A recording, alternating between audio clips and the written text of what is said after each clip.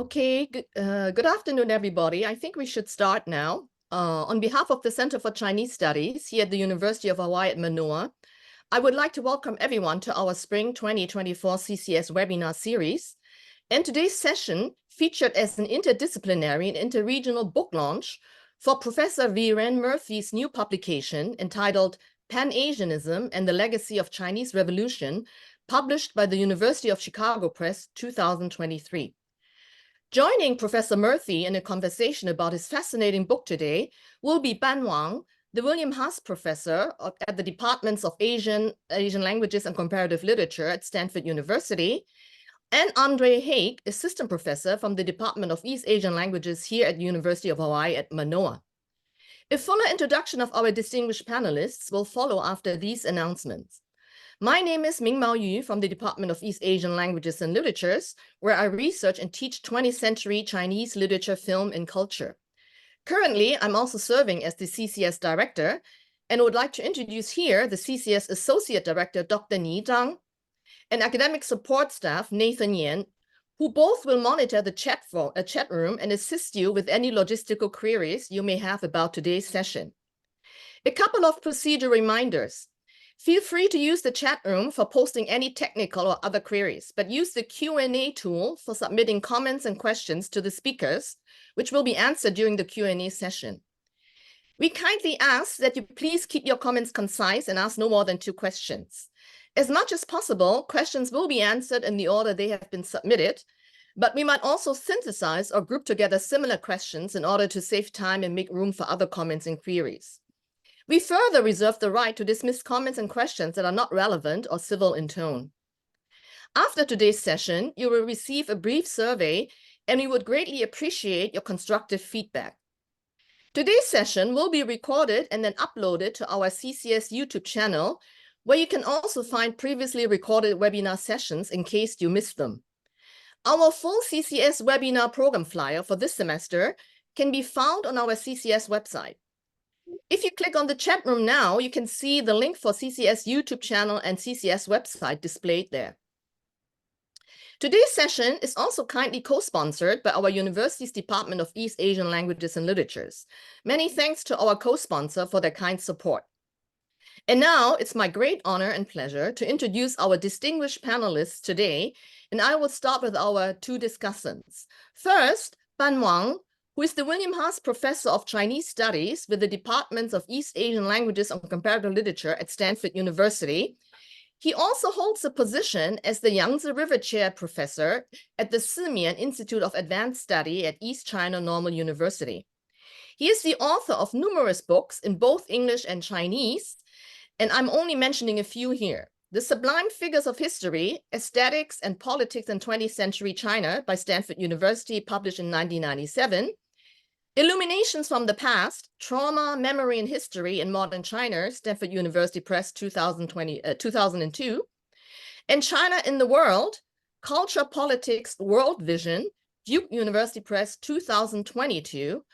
And At Home in Nature, Technology, Labor, and Ecology, Duke University Press, 2023. Our second discussant is Andre Haig, who is an assistant professor of Japanese literature and culture in the Department of East Asian Languages and Literature here at the University of Hawaii at Manoa. He received his PhD in Japanese literature from Stanford University, and his research explores the fiction and media of Japanese colonial empire with a focus on how the insecurities and terrors attendant to the Korean annexation were inscribed within discourses of identity and resistance circulating in the imperial metropole. He is the author of numerous articles and book chapters and the co-editor of the 2023 volume, Passing, Posing, Persuasion, Cultural Production and Coloniality in Japan's East Asian Empire, published by University of Hawaii Press 2023, and he is the literary editor of the Review of Japanese Culture and Society.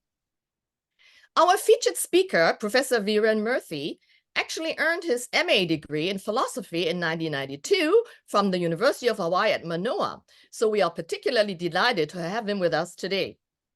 Professor Murthy researches Chinese, Japanese, and Indian intellectual history and teaches transnational Asian history at the University of Wisconsin-Madison.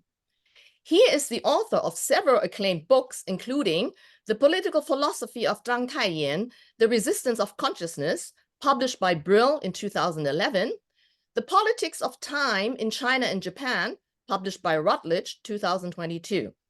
He's also co-edited with Prasanjit Dwara and Andrew Sartori, A Companion to Global Historical Thought, published by Blackwell, 2014, with Joyce Liu, East Asian Marxisms and Their Trajectory by Routledge, 2017, and with Max Ward and Fabian Schaefer, Confronting Capital and Empire, Rethinking Kyoto School Philosophy, published by Brill in 2017. And he has published articles in major journals such as Modern Intellectual History, Modern China, Jewish Social Studies, Critical Historical Studies, and the Journal of Labor and Society. Professor Murthy will speak for about 20 to 25 to 30 minutes about his new book. And then Professor Ban Wang will respond for 10 minutes, followed by Professor Andre Hay. However, before I turn over to Professor Murthy, I would like to read two reviews that are printed on the cover of his new book. Ni, can you please switch to this? The first one by Slavoj Žižek, who had this to say: Murthy's book is breathtaking achievement that combines a true dialectical synthesis that Western intellectuals consider incompatible. This book is a necessary reading for all who are interested in our future. The second review is from, many people probably know, Hari Haritunian, Emeritus Professor, University of Chicago, and former Professor of Japanese History, who said this: since the 19th century, the figure of Pan-Asian civilization has been imprisoned in permanent standstill, devoid of subjectivity. Murphy brilliantly transforms our understanding by showing how lack was turned into fullness through the proposal that Asia both rescued its own past and provided a crucial supplement to what was missing in the West. So, without further ado, please join me in welcoming Professor Viren Murthy.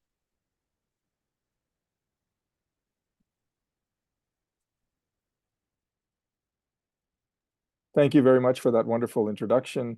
I'm just going to share my screen here.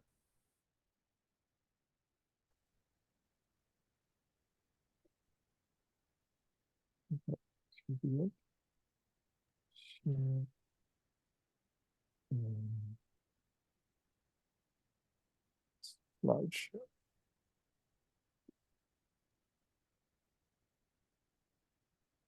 Just waiting for it to. There we go. Okay. Yes. Thanks again. It's wonderful to be here, and I feel like I'm back in Hawaii, at least virtually. I have many wonderful memories from my experience at Hawaii. Today, what I'm going to do briefly is just give you an outline, an overview of the book with a focus on one chapter. The book, as you see, is Pan-Asianism and the Legacy of the Chinese Revolution. Let's get to the next slide here. Oh, there we go. So on the agenda today, I'm going to start with quick discussion of, well, what is Pan-Asianism, then talk about the overarching structure of the book, and then the project as a whole with a focus on chapter 5, which is Takeuchi Yoshimi, Pan-Asianism and Political Subjectivity. So it meshes well with Hari Haritunian's comment. So first, what is Pan-Asianism? I believe that Pan-Asianism has three claims. The first is a geographical claim, right? Which you could say, okay, Pan-Asianism, there's an Asia which is geographical. But I don't think that's the central claim. I think the central claim to some extent is cultural, right? What is it that makes Asia Asia, right? One thing, some would say it's geographical, but others would say, no, there's a culture, you know, whether it's Confucianism or Buddhism, or there's some kind of cultural unity. But already we could see a kind of disconnect between the geographical boundaries of Asia and the cultural boundaries. So there's already a tension in these first two. But the claim that my manuscript focuses on the most is the third one, which is the idea that Asian culture can in some way solve or alleviate the problems of the West, right? And I think that's really what makes Pan-Asianism and gives Pan-Asianism its identity. So this is something that has caught the attention of various scholars recently, right? This problem of whether Asian culture or something can provide an alternative to the West, right? And problems of Western modernity. So I want to say a little bit now about my intervention in relation to previous scholarship. So previous scholarship, you could say that you can separate them into two types. One is like the popular scholarship, right? So works by Kishore Mahbubani and people like that who talk about, Asia rising, China rising, etc. I think Pankaj Mishra would also be someone who I would put in this category. And they write very much, there's almost a programmatic that we have to realize what the importance of Asia and so on. And I think that's different from the academic literature on Pan-Asianism, which someone like Thorsten Weber, Eri Hotta, a lot of this type of work is often connected to a specific historical period, especially Japan. So Japanese Pan-Asianism and its connection to imperialism is often a real important part of this. Thorsten Weber is a little bit of the new kind of wanting to find some kind of possibility, but often what happens with academic work on Pan-Asianism is it's very restricted. Then Chen Guangxing is another author who I engage with somewhat briefly, but I mean, he, I think, tries to do what I do is in a sense of trying to bring the two together, but his theoretical framework is a little different from what I use. Okay, so my approach. So my work combines these two perspectives, that is the popular and the academic, at once looking for the larger significance of Pan-Asianism and attempting to be sensitive to historical context. So one thing about the popular works is they're very much immediately going to the problem of significance. Like, look, Asia's rising, we have to make sense of it. How do we deal with that, right? But I combine the historical and philosophical analysis in reading Pan-Asianism, Pan-Asian texts or texts, people who are Pan-Asianists. So I contend that we must understand Pan-Asianism as a response to capitalism and as part of a search for an alternative from both leftist and right-wing perspectives, and sometimes bringing the two political ideologies together. They do this by invoking the past or tradition. And this is what I call back to the future narratives. And as Mingbao kindly mentioned, this is a topic of my second book, which is really about this kind of politics of time, the attempt to go back to the past. But I want to argue that it's really a back to the future, because you're going back to a past that in some sense was never really present and serves to sort of orient the future. And so there's some of that working in the Pan-Asianist, some of the Pan-Asianist narratives as well, is what I want to say. So Pan-Asianists formulated their goals in relation to the nation state against imperialism. It's a transnational nationalism. And here there are two moments that are crucial, right? The Wilsonian moment and the Brest-Litovsk moment. Right now, the Brest-Litovsk moment is often of course connected to the Soviet Union and so on. And so one of the questions here is whether socialism makes a difference, right? And that's one of the questions I want to address in the book. So I take seriously Takeuchi Yoshimi's claim that Pan-Asianism is a form of anti-imperialism, and consequently during the war period, it becomes a form of imperialism against imperialism, right? That's Takeuchi's famous phrase about Japanese imperialism. Once he gets to the post-war, he makes that analysis.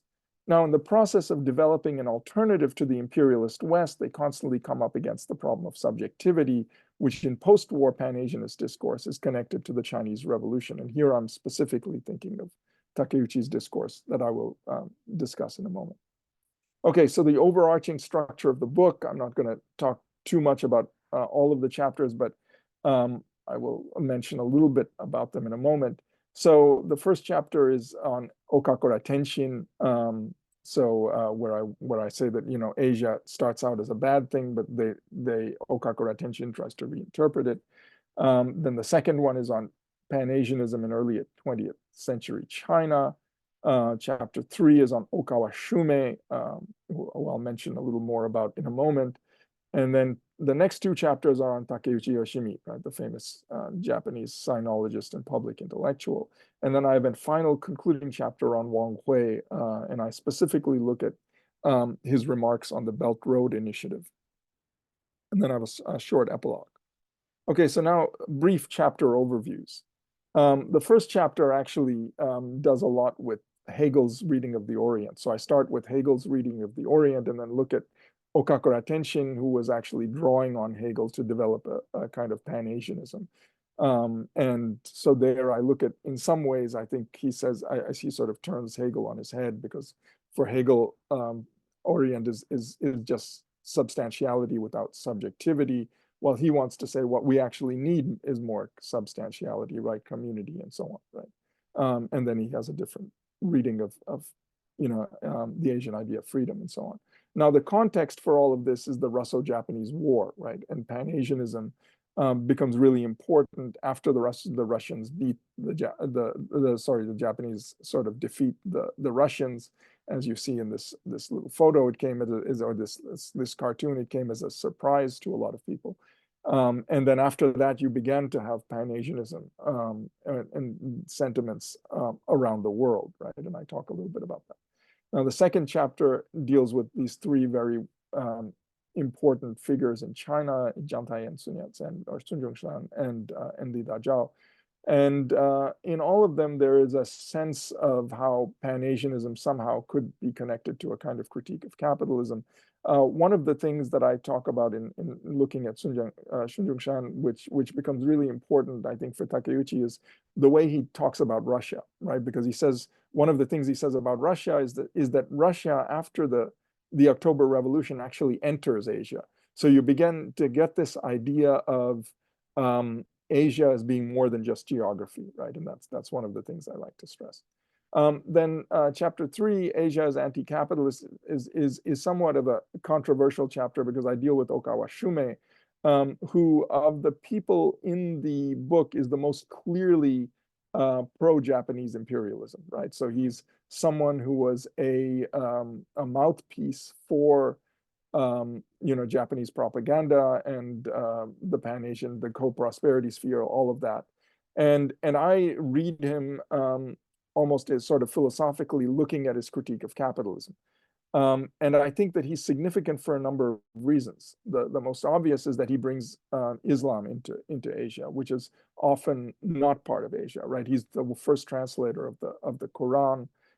He's also famous, of course, as I sort of mentioned already, as he's at the Tokyo War Crimes trial. And as you can see, this actually is on YouTube. You can see he slaps Tojo Hideki on the head and then gets taken away. And then he's not executed because of mental illness and so on. And then in jail, he's translating the Quran. He also has some writings. But I focus on his kind of critique of capitalism, which I would say is a kind of right-wing critique. Okay, so now I can get into the chapter that I will talk a little more about, and that's Takeuchi Yoshimi, and that's on the chapters 5 and 6. I'll focus on 6. So who was Takeuchi Yoshimi? Some of you probably already know. He's a sinologist, and he's a public intellectual in post-war Japan. In the kind of collage I have up there in the slide, you can see Lu Xun and Mao are really at the background of a lot of his thinking. He wrote a Lu Xun book in 1944, which is considered a major one of his major works, and also a contribution to Lu Xun scholarship. So Takeuchi in post-war Japan, making Asia concrete through imagining revolution. So Takeuchi develops a concept of Asian resistance to imperialism, which he began in the pre-war period. So if we think about the historical context, say a little bit about it, Pan-Asianism and the critique of modernity are discredited because they led to fascism and imperialism, right? So both of the things that Takeuchi really wants to stress in the post-war period has seemed to have been discredited, right? Because Pan-Asianism, well, look what that led. It led to the critique of modernity, the same thing, right? So you also have the American occupation, which Takeuchi says goes the other way, whereas we're now saying we don't want to criticize imperialism, but we're subjects of imperialism at this point, right? We're subject to imperialism. So Japan appears colonized, right? It's a kind of Manchukuo-style imperialism, to borrow a term from my former advisor, Prasenjit Dwara, who says that the whole thing about Manchukuo-style imperialism is that, you know, it's not a direct colonization, but you're saying you're liberating these people, right? And Japan, the US was sort of liberating Japan, right? Making them democratic. Now, it's in this context that he rethinks Mao and the Chinese Revolution. The Chinese Revolution becomes the hope for an alternative, right? So Takeuchi's response to the post-war context, he connects Asia to modernity, right? China plays the role of both of these points, and so we will see these themes from the Lu Xun book, which I discuss in chapter 5, reappear. So now I'm going to read this one passage, which I will try to unpack through the rest of the talk. So this is where he's rethinking modernity in 1948, a very famous text, right? Kindai to wa nanika, or what is modernity? Modernity is the self-recognition of Europe as seen within history, that regarding of itself as distinct from feudalistic. Therefore, it can be said that Europe is first possible only in this history, and that history is itself possible only in this Europe.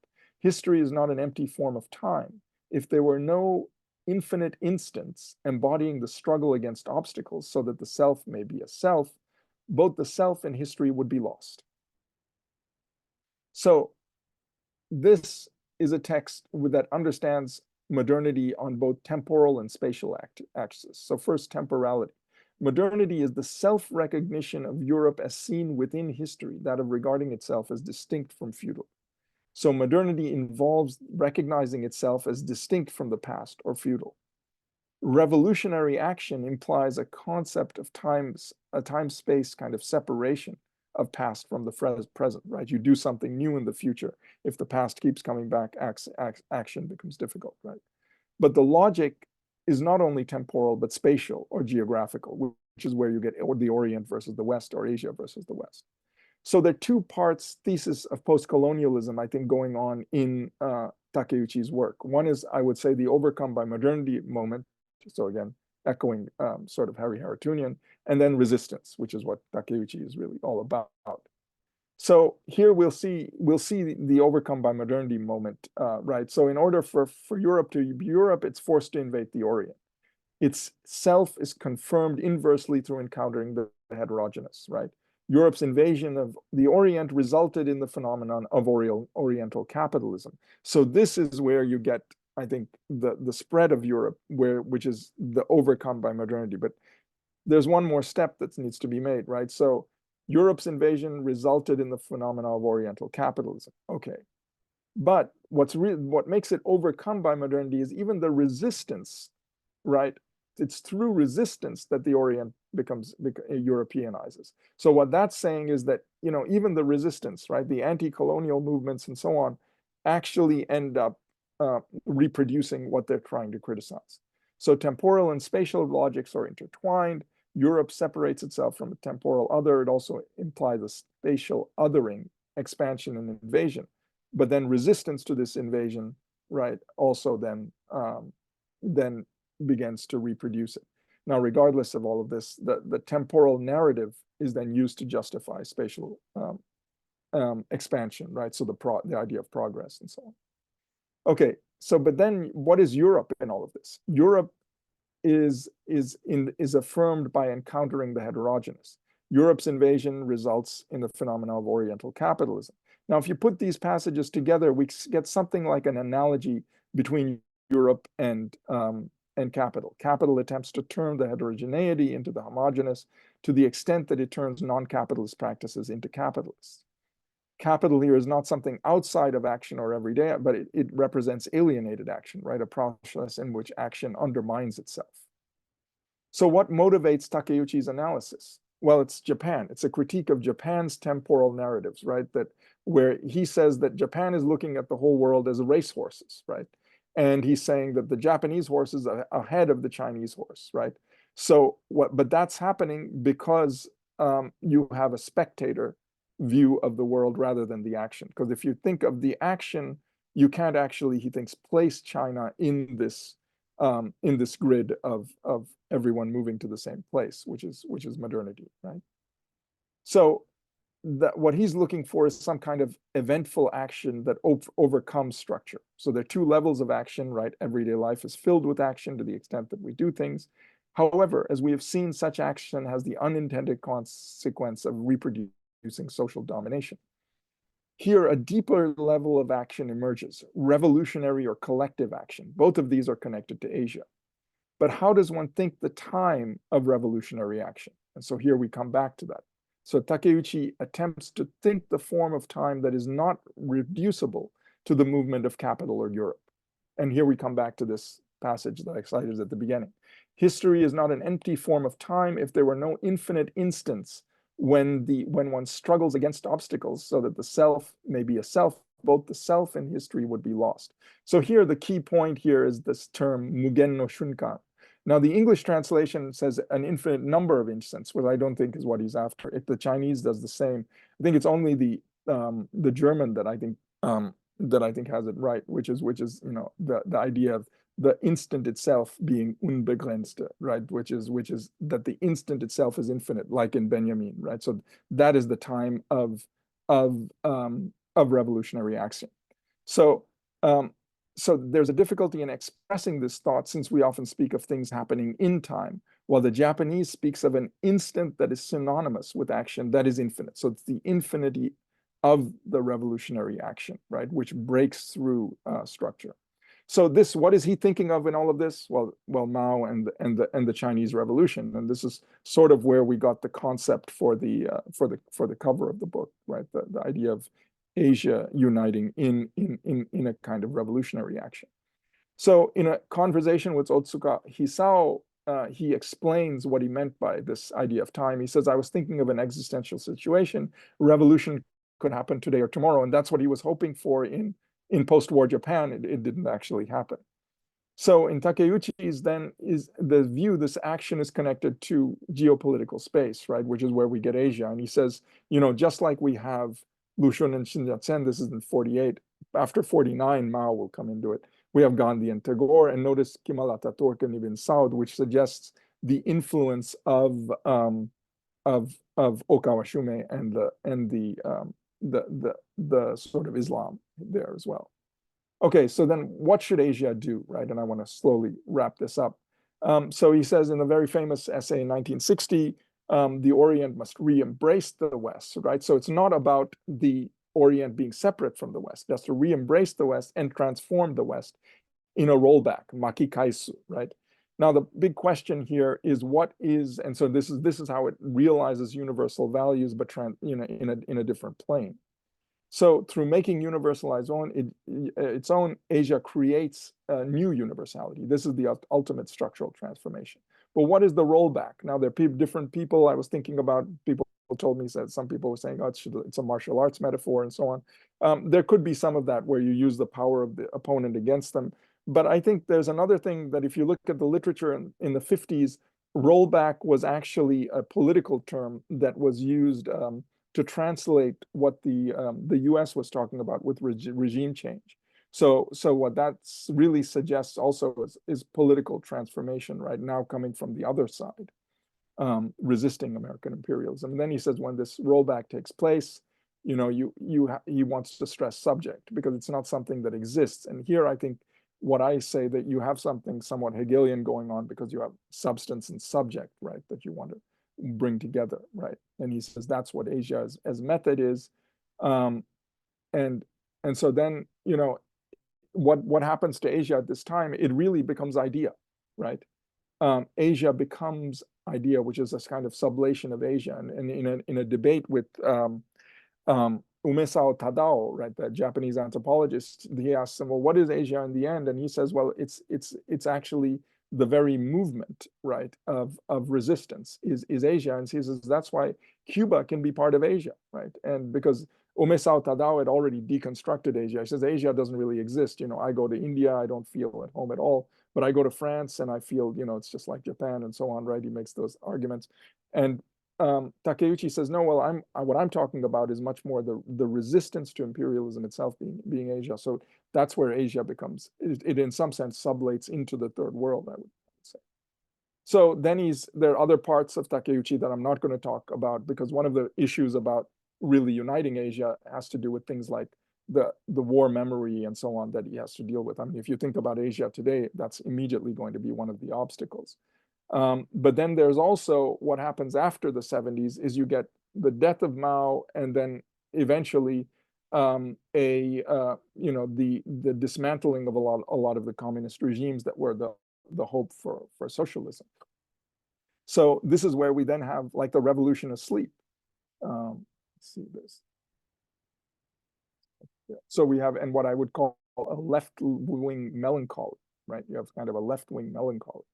And I think it's really in this context that I think someone like, the contemporary thinker, new leftist thinker, or critical Chinese intellectual Wang Hui is trying to then, I argue, reinterpret the leftist project, and in some way the Pan-Asianist third worldist project in contemporary China. Okay, and so now I'll conclude.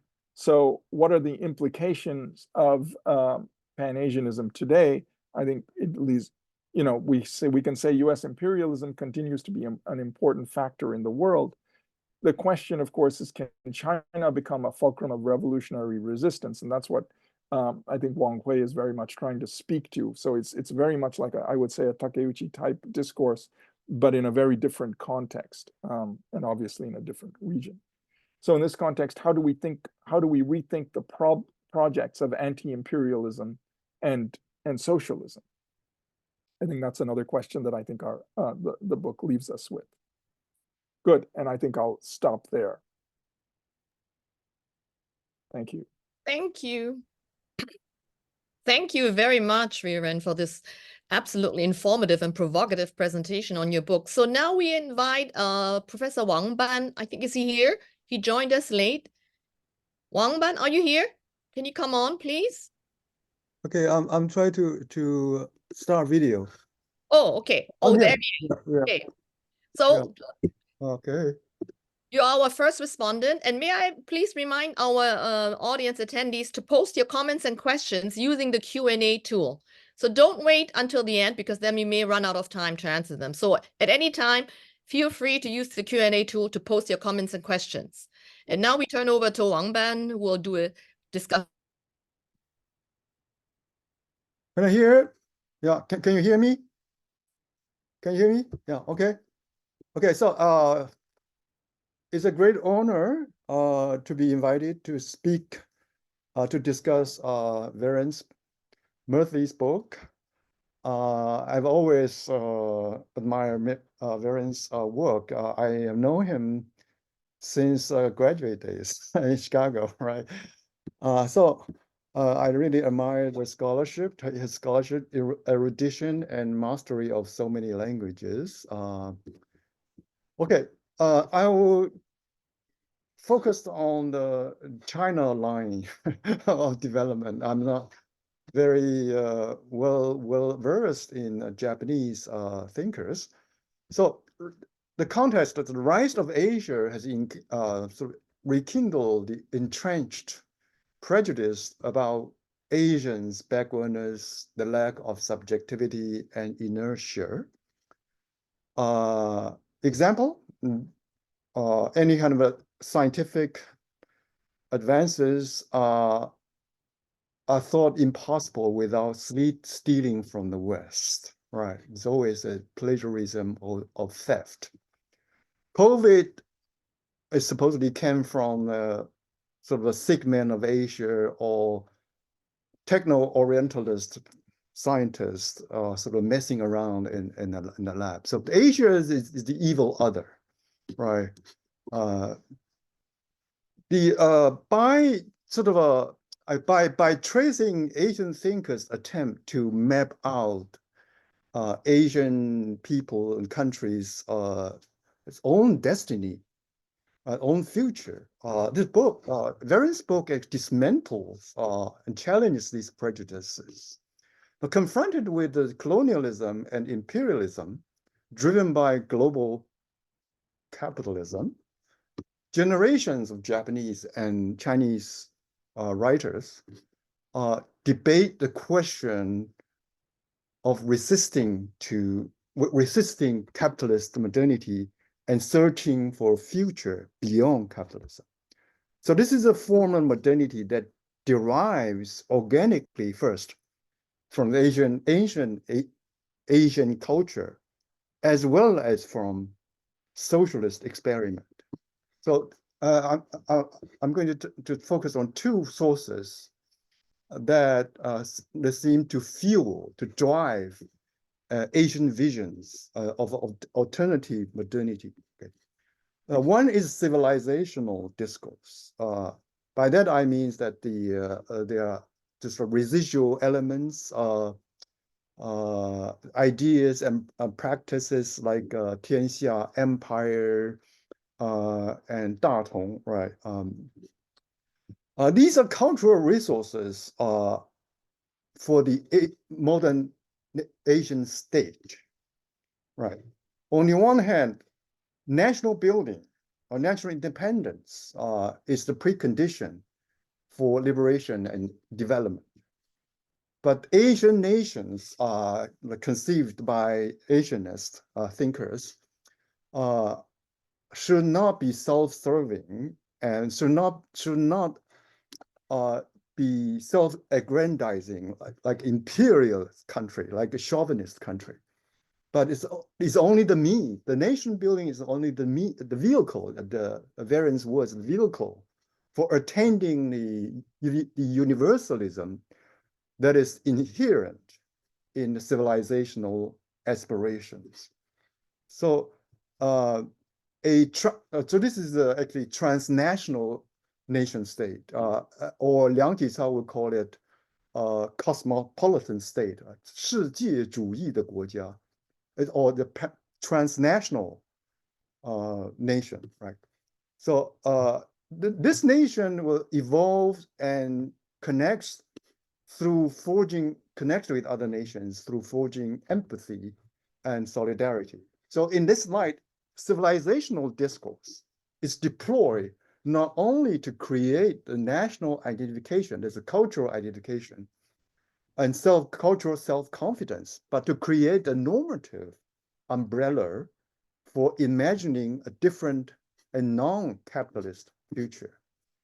So this is actually what I've been worried about. It's a nexus that's called a national and international nexus, right? And this is most interesting to me. I resonate with my own analysis of this nexus. I was just to quote three people to flesh out the importance of this nexus: national / international.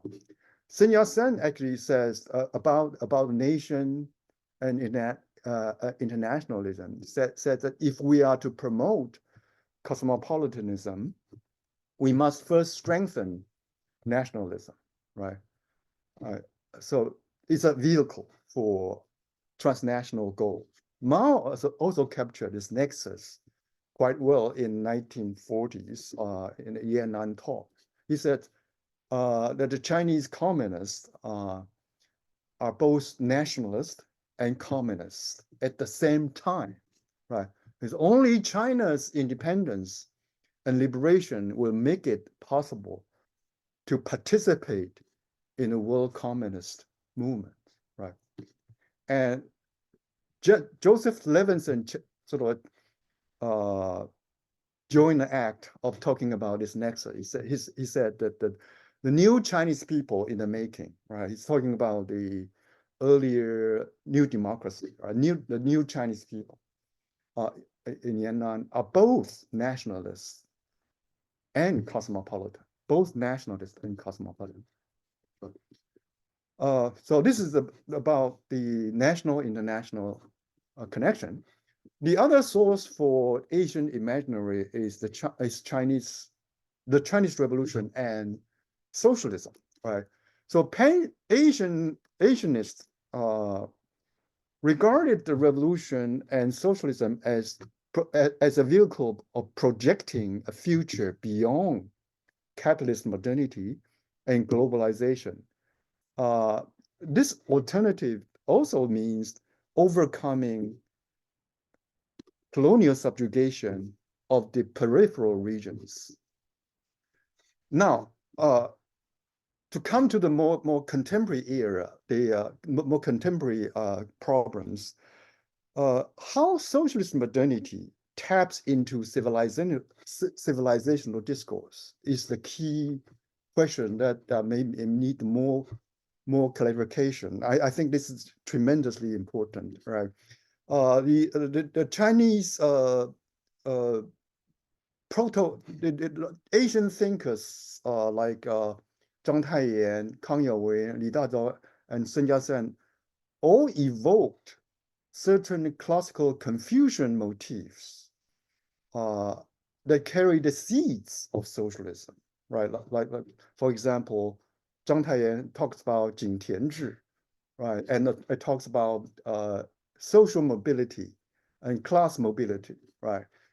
These are proto-socialist ideas embedded in the classical documents, classical rhetoric, right? And they try to update these proto-socialist motifs from the past and insert them into the socialist discourse and practice, forging some kind of a temporal continuity from the ancient time, from the ancient 大同 idea or 天下 idea to socialism, right? Wang Hui actually still sort of operate in that line of thinking, right?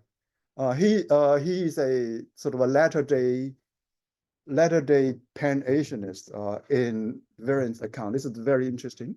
And Wang Hui's works links Asian civilizational discourse, the Chinese Revolution, and the socialist experiment, and trying to map out a temporal continuity, even though it's with he talks about ruptures, right? But temporal continuity is very, very evident there. The Wang Hui's analysis is very illuminating for understanding the rise of China and the Belt and Road initiatives that Varen talked about in the end of the end and in epilogue. So instead of being integrated into the capitalist system, the Belt and Road is seen as a process of reforming the capitalist economic order, reforming the order. This reform requires an invocation of, again, historical Asian civilization, right? And reveal a trans-systematic system. Trans-systematic system is the key word in updated sort of a 天下 or maritime idea in Wang Hui's historical work, right? Trans-systematic. So Varen actually sees this Belt and Road as a reenactment of the Wang Hui, and through Wang Hui sees reenactment of the old days trans-systematic system, right? And these legacies are carried over by a renewed extension of socialist motifs, such as equality, inclusivity, mutual flourishing, and so on and so forth. So,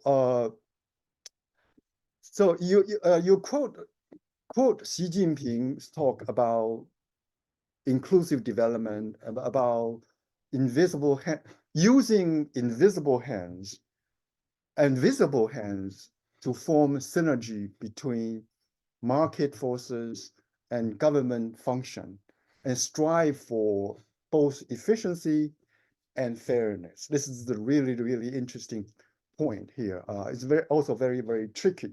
So it seems that this is very much debated too, because is it a capitalist project, or is it's a capitalist project that contains a socialist elements striving to sublate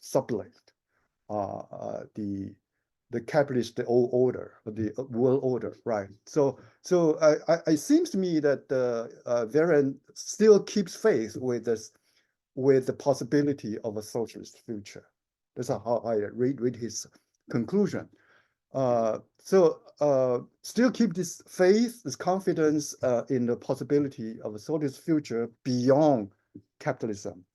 So the strategy of using market forces of capitalism to achieve socialist goals seems to indicate the basis of his constants. I would like Varen to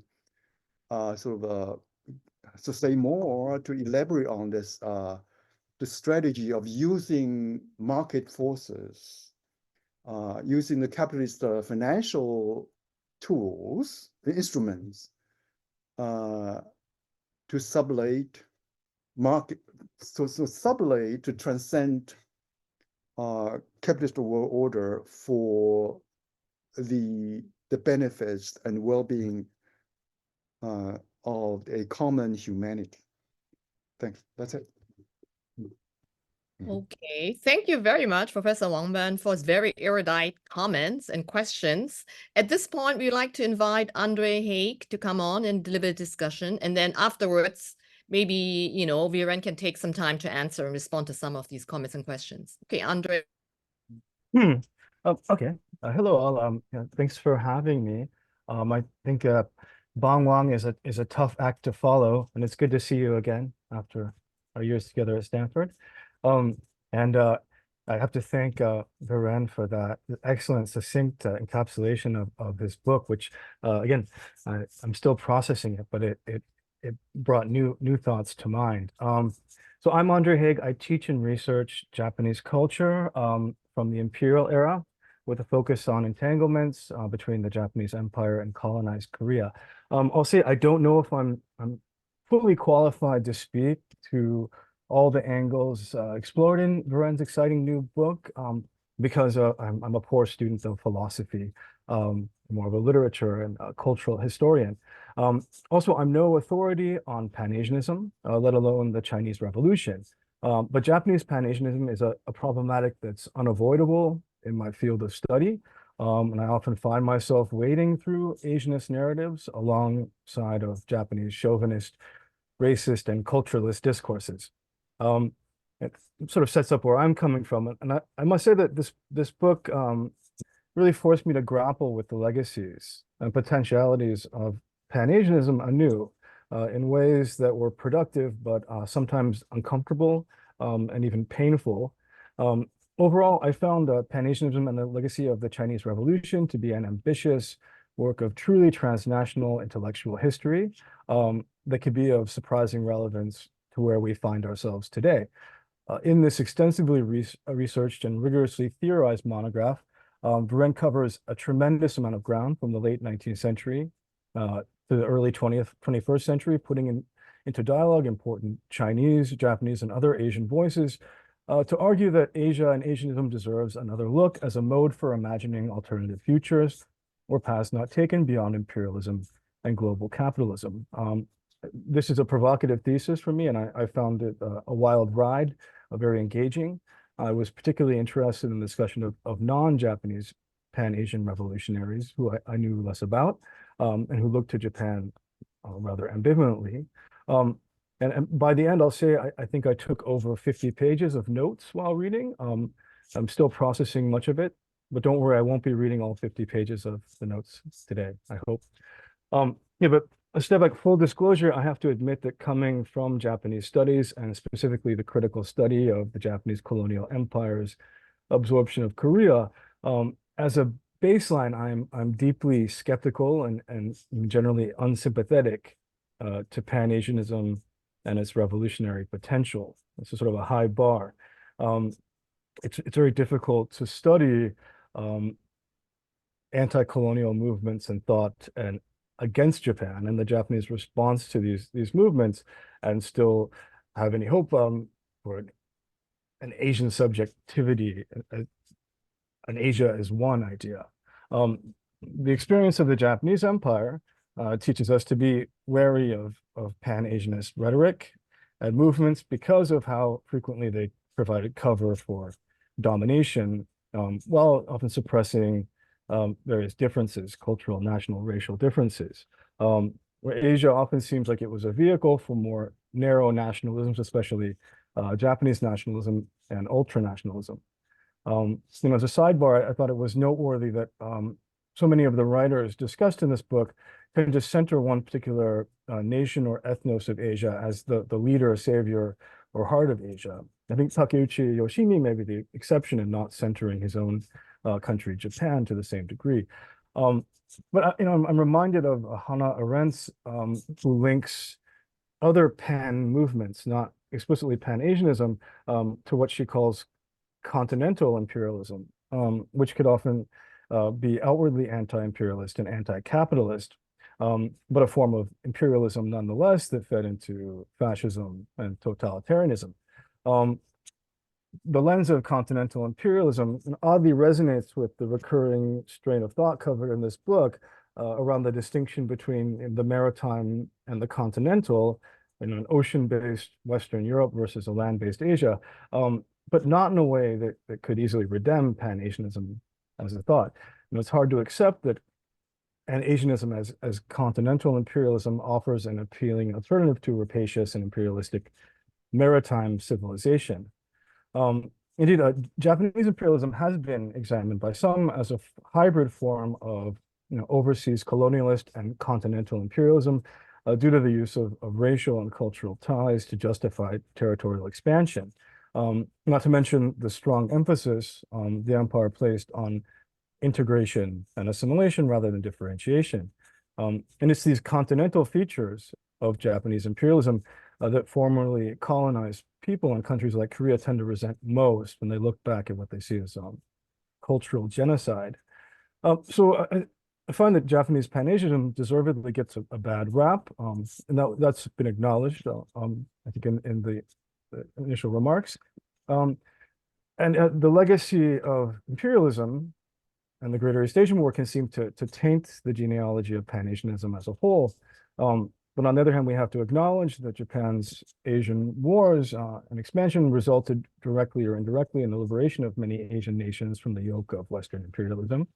The only voices in Japan today that really emphasize that angle tend to be right-wing neo-revisionists. It's also noteworthy that the liberation was quickly overshadowed by the Cold War structure. So it's not that the tensions are unacknowledged in Varen's book, but I just hold that don't we need to be more critical of Pan-Asianism and less eager to rescue it. But that aside, on a basic level, I very much appreciate this project's goal of taking seriously Pan-Asianist thought as it relates to the possibility of revolution. In Japan, it just represented such a powerful and similar diverse strain of thought, often intertwined with nationalism, but also socialism. And furthermore, as Murthy and others have documented, Japan became an important center for Asian revolutionaries at key moments. And clearly, Asianist thinking had an appeal and resonated.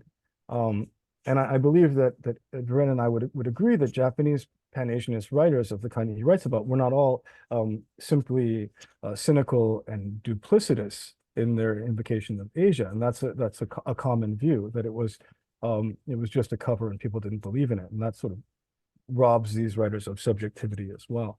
But in my work, the key to Pan-Asianism's power and appeal is that, along with socialism, it was one of the most powerful ways to articulate resistance to imperialism. If not necessarily opposition to global capitalism, I see that less. I mean, my understanding is that Asianism emerged organically in Japan alongside the very concept of Asia in response to the looming threat of invasion by the black ships of Western empires, including the United States. So rather than emerging from Asian culture, I might say that it emerges out of Asian insecurity, or what Atsuko Wada is called Asian anxiety. And of course, Okakura Tenshin was not the first Japanese pan-Asianist thinker, only perhaps the first to write back at the West to censor it using English. As other researchers have shown, Asian-oriented thinking in its early days was initially not particularly theoretical. They weren't reading Hegel, for example, or based in any romantic notions of Asian unity, but rather practical and strategic and defensive out of this sense of insecurity. I've encountered late Tokugawa era intellectuals who proposed coming together with China and Korea and other countries in Asia and some supranational body to resist Western empires. But tellingly, even in these early days, in the next sentence, they might insist that if Japan's neighbors in Asia, particularly Korea, were unwilling or unable to join in this alliance, then Japan would have to invade and conquer these lands. And then the self-identified Japanese Asianists who emerged from the 1880s also tended to be nationalists who supported exporting the Meiji Revolution to the continent, and they quickly became involved in Japan's formative imperial projects. I mention this because this is, the longer arc of Japanese Asianism that we don't see in this monograph. But I suppose my question is how the revolutionary anti-imperialist potential of Asianism, which was always there, in Japan came to be lost, co-opted, or perverted, or is that a false narrative, and the seeds of that domination were always there in Japanese Asianism? So as it's been mentioned, Takeuchi Yoshimi wrote about anti-imperialist imperialism during Japan's, or in the context of Japan's Greater East Asian War, the 1940s. But in my readings, a distinctive face of imperial Japan from its very inception is that it articulated a form of Asian imperialism that was always anti-colonialist, anti-imperialist, and not, sometimes I'd even say anti-racist via the West. This has been called by some, for instance, Peter Dews, a vision of imperialism without colonies. And I think it goes back much further than Takeuchi, who focuses on the Greater East Asia pro-prosperity spirit at that moment, are aware. Despite attention to the Western-oriented mimetic nature of Japan's empire, I find that writers and officials consistently asserted the difference of Japan's project from Western imperialism, even from the late 19th century. And pointedly avoided labeling annexed territories like Korea colonies or shokuminchi. And to do this, they drew instead on narratives of shared racial origins and cultural affinities that made any annexation an act of national reunification or reunion. I think this ties in with the Back to the Future narratives. The trouble is that while Japanese Asianists could offer trenchant critiques of imperialism via the West, they so often had trouble recognizing other Asian nations' national aspirations or anti-colonial resistance when it was directed against Japan, which I believe limited the possibility of imagining alternative futures.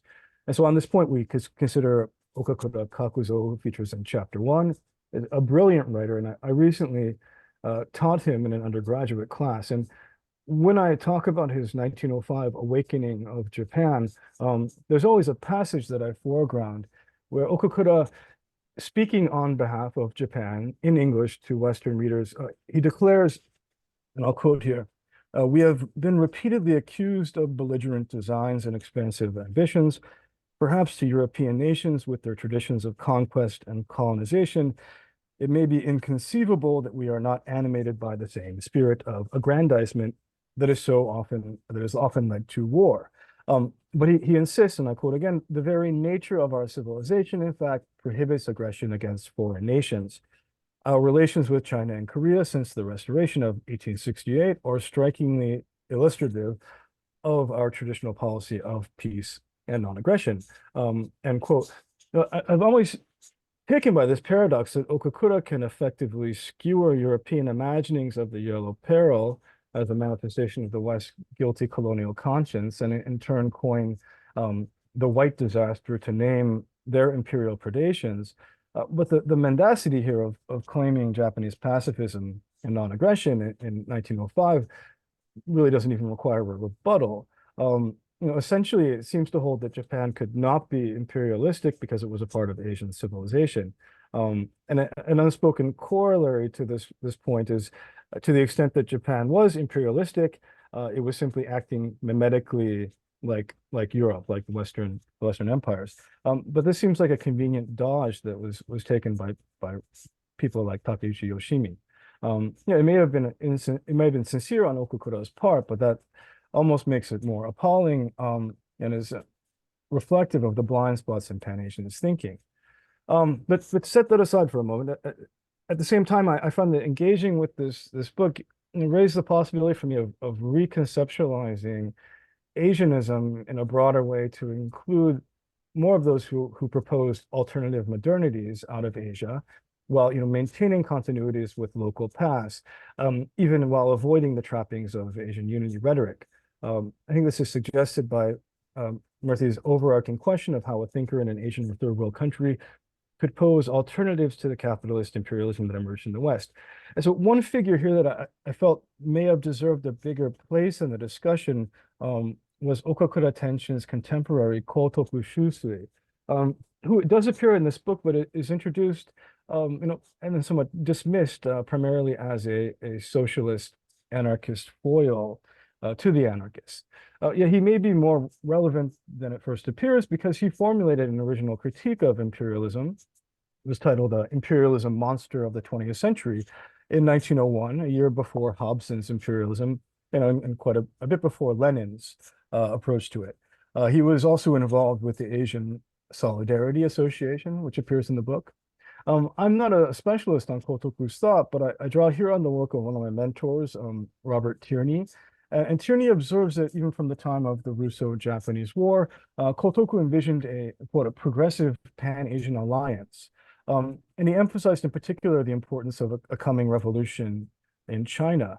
In 1908, for example, Kotoku predicted the future of China as follows. China is certainly not a sick patient on the verge of death, but rather a sleeping lion, which is now truly starting to awake. And in the same piece, he looks to fellow revolutionaries in China, but also beyond, in India, the Philippines, Vietnam, and Korea. And he foresees, I quote again, the East Asia of the 20th century will be the land of revolution. And was he right? Maybe in the short 20th century view. So I think that this writing resonates to some extent with much that is covered in Pan-Asianism and the legacy of the Chinese Revolution. But Kotoku is not usually recognized as a Pan-Asianist because of his socialist anarchist commitments. And he never came up with anything as pithy as the aphorism Asia is one.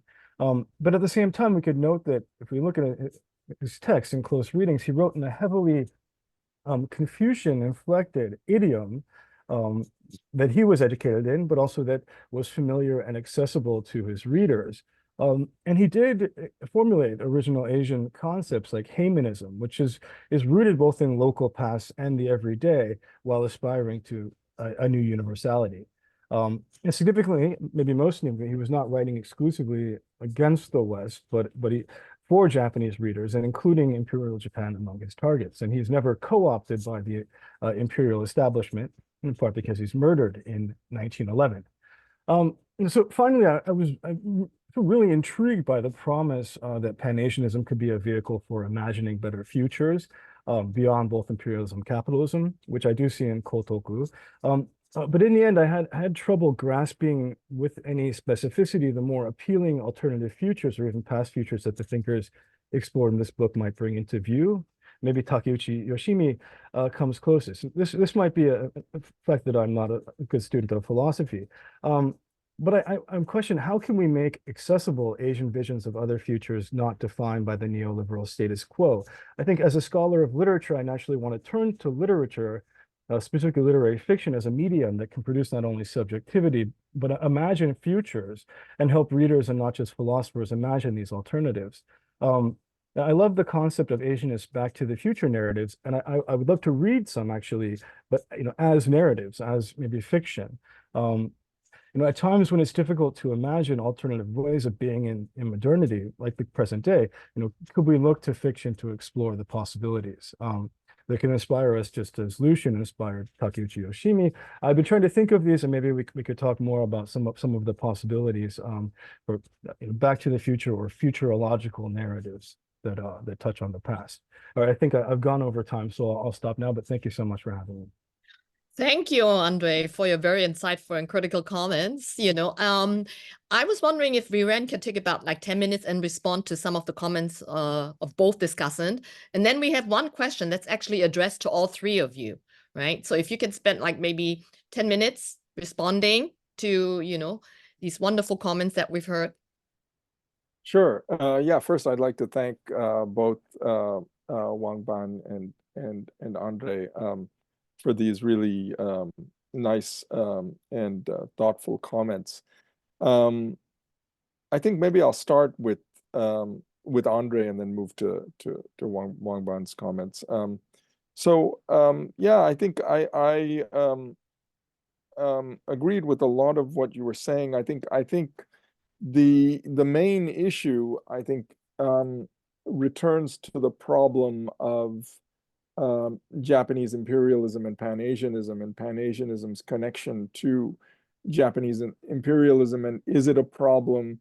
Is that going to be something that, can we actually liberate Pan-Asianism, and what would that even mean? And I think, as you said, I think that the answer in some way is hinted at in Takeuchi Yoshimi, because he's dealing with the same problem, right? Because he's saying, yeah, everyone look at what's happened to Pan-Asianism from the very beginning.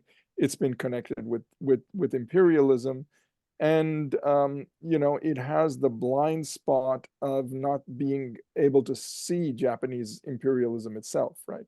And so one of the first things that Takeuchi has to end up doing is saying, well, how do I explain Japanese imperialism in a way that will make it possible for me to think Pan-Asianism in the future, right? And as you probably know, what he then does is say, well, the Japanese Pan-Asianism in the pre-war and that, in some sense, it was never actually able to break free, and it ended up repeating what the West was doing, right? So that the Pan-Asianism ends up, the imperialism in some senses, he wants to say it's because the Japanese were, I think Yutose, I think is one of the words he uses, like the honor student, right? And so I think that in that sense, he then comes back and says, okay, now we can rethink it, but now not based on the Japanese experience, but a new experience that is emerging, which is the Chinese experience. Now there, of course, there's a problem that I think already came up in the presentation, and you brought it up, I think, to some extent as well, is how important is geography in all of this, right? Because as you see, what happens eventually with Takeuchi's Pan-Asia is it becomes the third world, right? Even though he's saying Asia, he's not limited to those, because Mao is, the Maoist discourse becomes, Asia, Africa, Latin America, right? The third world kind of discourse. And Takeuchi is, in that period in Japan, you get a lot of leftists talking about a kind of third world discourse with an interest in Latin America and a lot of that. So he ends up trying to bridge these two discourses together. And I think that really becomes the larger question then, because then the question that emerges is, well, what's the future of third worldism, right? What's the future of third worldism? Because I think that really is what happens to Pan-Asianism. Pan-Asianism, by the time it gets into it sublates, and that's what I mean, that the geographical moment, although with Wang Hui you sort of have it with what you were talking about, the continental and the maritime, because that's there in Okakura Tenshin, it's clearly there. With Wang Hui, it's subtle, because he wants to say, yeah, the Chinese Revolution is continental, but eventually the two categories sort of sublate. And so then eventually, we're now talking, is the Belt and Road only a continental, or is it obviously isn't, right? So it becomes much more. And so that I think that is the real, is the beginning to the answer to your question, is really to say, well, yeah, how do we rethink it in such a way that resistance is still possible? And here, Kotoku Shusui actually is important. And you're right, I didn't deal with him in the book as much as I should have, but but that actually will be a segue for me to get to some of Wang Ban's questions, because the thing about Kotoku Shusui, because I haven't written on Kotoku Shusui, but I wrote recently about Ishimoda Sho, the Japanese Marxist in the post-war period, and he writes about Kotoku Shusui, and what he's really interested in that is that what makes it difficult for Pan-Asianists to appropriate Kotoku Shusui is that he's an anarchist. More than the socialism, is that he has a critique of the nation that the Pan-Asianists think is irrational, right? And that's what Ishimoda Sho, writing in the 50s, says, that the problem is because he has a critique of the nation as such, he's not able to see the difference between an anti-imperialist nationalism in the third world and a first world nationalism. And because of that, and that distinction is essential to Pan-Asianism. And that distinction is essential to even third worldism. Because if you take that away, then you've taken away the whole project. Because the project is the attempt to resist imperialism using the nation and then go beyond it. So this of course, now we're getting into a much deeper critique, because the post-colonial critique is basically saying, no, the nation form itself is problematic, and then the problem is, then how do you then resist, right? And the Pan-Asian, so Ishimoda Sho says, then how is this resistance that Kotoku Shusui is actually talking about, how is it actually going to happen, right? If he doesn't have and this is true in the if you look at the Chinese context too, right? What happens to the anarchists, right? They either later become either Kuomintang or communists, right? Because the anarchist position has a very difficult time actually resisting imperialism. So that then gets us to some of Wang Ban's questions, because there is, and this actually dovetails, the two questions nicely come together, because your final question was actually really, well, yeah, I mean, what is to be done? Basically, it's the Leninist question, right? So how do we actually make this concrete, right? Can we make it concrete, right? Even if whether it's third worldism, right? And this is a big question for us now, and it's a much more difficult question than it was for Takeuchi, because Takeuchi could point to the Chinese Revolution. Now, of course, he's not reading what's actually happening there. He's got a vision based on bits and pieces, which was a very positive view. Some would say an idealized view, and all of that. But at least he's got that. He says, that's happening. And you'll notice that in the 60s and 70s, even he begins to say, well, now I'm not sure what's happening in China, right? And we're now faced with a period where we have, well, is it revolutionary China? Is the Belt Road Initiative really going to take us there? Is that, and that's really the question I think that Wang Ban is posing, like, okay, can we talk about it? Is there a way we can somehow make this into a narrative that looks like it's actually going beyond capitalism, rather than, because then it's going to be like it's Japan all over again, right? I mean, that's the fear of the China, right? That, okay, we got this big China, but then why is that going to be any better than a huge American superpower? And how do we? That, I think, is the theoretical question for us today. And I think Wang Ban posed it in terms of the problem of the market, and I think that theoretically, I think that's an important point. We'll then have to take another realpolitik and say, well, what's actually happening in China today? And that's going to be a separate question. But let me answer the theoretical question, since I'm usually better at doing that. So we have two questions that are actually okay. Just 1 minute on the. Okay, on the theoretical. So the theoretical point is very simple. It's basically just that we do want to separate markets and capitalism. So that you had markets throughout Chinese history, but you didn't have capitalism. So there is obviously a potential, I think, there. But that's yeah. I'll leave it at that. Okay, great. So we have a question from Cheng Baoyan, who is a professor in the Educational Foundation Department, College of Education. And it's posted in the chat. and I'm going to read it. Thanks for an intellectually stimulating panel. I was wondering if any panelists could further elaborate on the connection between Asianism and cosmopolitanism, possibly transnationalism and or internationalism as well. Mahalo. So this, any of you? I can maybe try first because that's a question. I mean, that is something that is actually related to the Kotok Shusui point, right? Because Ishimoda Sho's essay in the I think it's in the 60s actually is entitled something like that, you know, Pan-Asianism and cosmopolitanism, and he sees Kotok Shusui as a cosmopolitan, right, as the anarchist being someone. Now so and I think the thing that, you know, Pan-Asianism is not, I think, at first sight incompatible with that, but what it really stresses is global unevenness and imperial relations. So that the idea, the point that Ishimoda wants to make is that the problem with cosmopolitanism is it often posits a world without imperial domination. That is, you know, now obviously Kotok Shusui is someone who wrote imperialism, so he wrote imperialism. This is what's so contradictory. It's so interesting about him. He's got imperialism on the one hand, but then a radical anti-nationalism, right? And so that, while the Pan-Asianist, what's going to make the Pan-Asianist different from that is that they are nationalists, and this is going to continue even with the third worldist. The third worldist is also a nationalist, right? The third world nationalism, it's the attempt to combine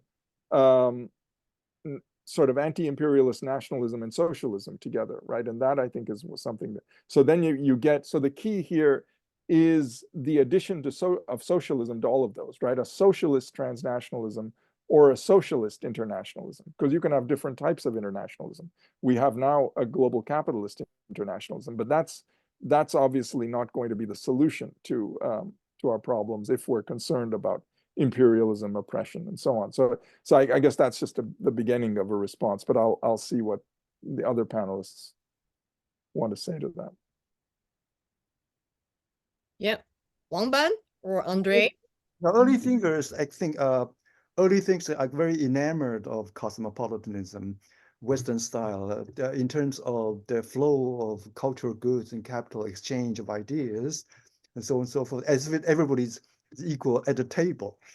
So that glosses over the colonial condition, unevenness, colonial condition, right? That's this illusion, and it really had a very heyday, halcyon days in China in the 30s and 40s. They have the cosmopolitan magazines flourishing in Shanghai.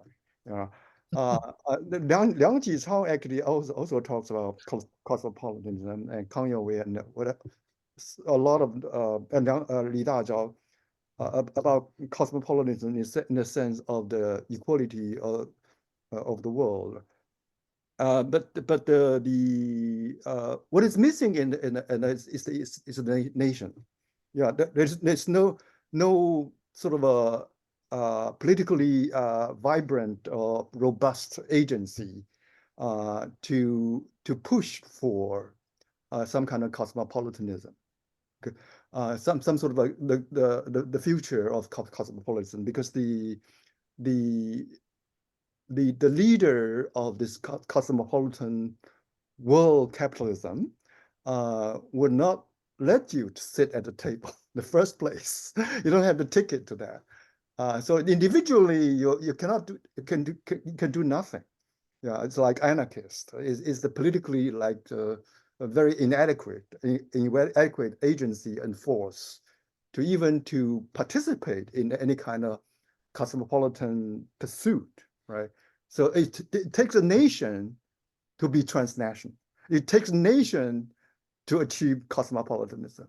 Right. Okay.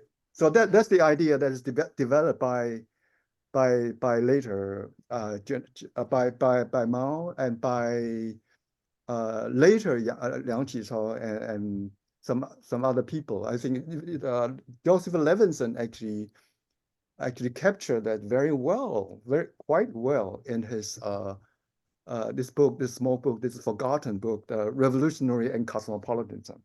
Yeah. Okay. Andre, do you want to add? Yeah, I don't know how much I can add to that, except that I mean, I'm thinking in the case of Japan, say Taisho Japan, when cosmopolitanism was was all the rage. I mean, the world for the cosmopolitan thinkers was usually just the West and Europe. I mean, they were Japanese European nationalists in a sense, and maybe the opposite of Asianists.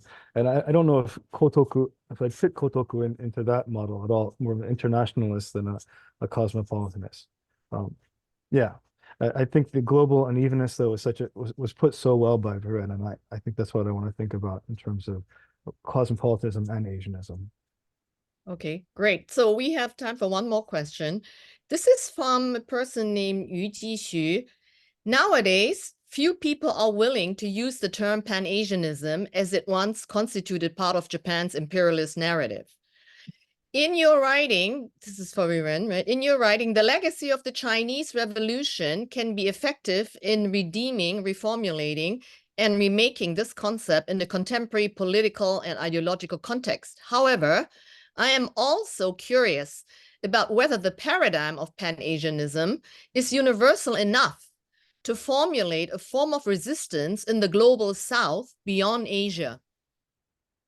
And we've posted this question in the chat. Okay, yeah, thank you for that question. Actually, UG is actually taking a class with me, so I sort of know. That's great.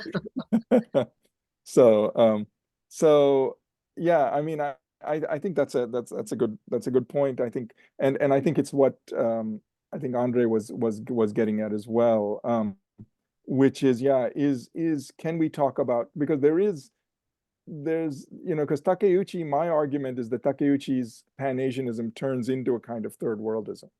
But there's another group, I think, that wants to say that there is something specific about Pan-Asianism that resists its incorporation into third worldism. And this actually gets into, I think, Wang Bang's question about the civilization. Because if you go, because Takeuchi can do that because he didn't care about the civilization, right? For him, there was nothing. What happens with China, I mean, he's obviously interested in China, but he reads Lu Xun and then he reads Mao, right? And he reads literature that's very modern. He sometimes cites Confucius, but Confucius, he says, is just like Mao and Hegel, right? He says, he has that whole thing about, he takes that very unusual reading of Confucius and the you can do that, which is impossible. But he says that's the same thing. That's the subjectivity in Hegel, and it's the subjectivity in Lenin, and so on, right? So for him, what happens to China is that after it gets imperialized, its subjectivity gets reduced to nothing, right? And so then it can resist. So that, of course, he thinks can happen anywhere, right? So it can be Japan. There's nothing from the civilization that's really doing the work, right? While later Pan-Asianists, so you take someone like Mizoguchi Yuzo, right? For him, it's the Chinese culture that itself is developing and then turns into Mao, right? So that's like Wang Hui, right? So if you make that move, then it becomes a little more difficult to go to the third world, or can you? I mean, then it becomes a larger question. Because then you could say, then you have to say, yeah, you could have a Pan-Asianism, but then you have to have a pan-Latin Americanism or something like that, where they have their culture. So all these there's going to be something about all ancient civilizations or cultures that somehow can morph into a socialist resistance, right? I think you almost have to make that argument, right? Which is a later argument, which I think something I'm interested in now, and it has to do with narrative.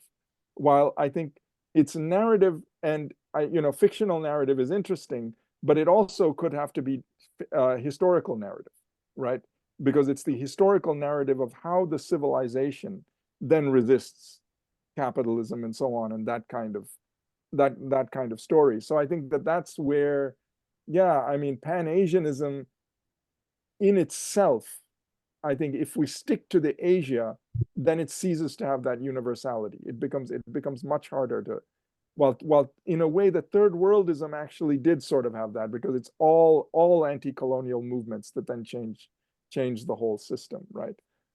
Because if you really stick to the Asia, there's some geographical residue that keeps coming back. So then you have to say, well, Japan's not really Asia, right? And that's what Sun Jung-san sort of says. Well, if it becomes imperialist, it's not Asia, right? And so you end up in that kind of thing if you really stick to this. Yeah. So I mean, that's just a partial answer, but anyway, all right. Quick response, Andre. Wangban, quick response. No. You muted. Okay. Yeah. No. I think that in the ancient civilization, like China's Tianxia discourse or other, the Japanese also tapped into Tianxia idea, right? And Right. there's a baseball movie about this Tianxia idea, right?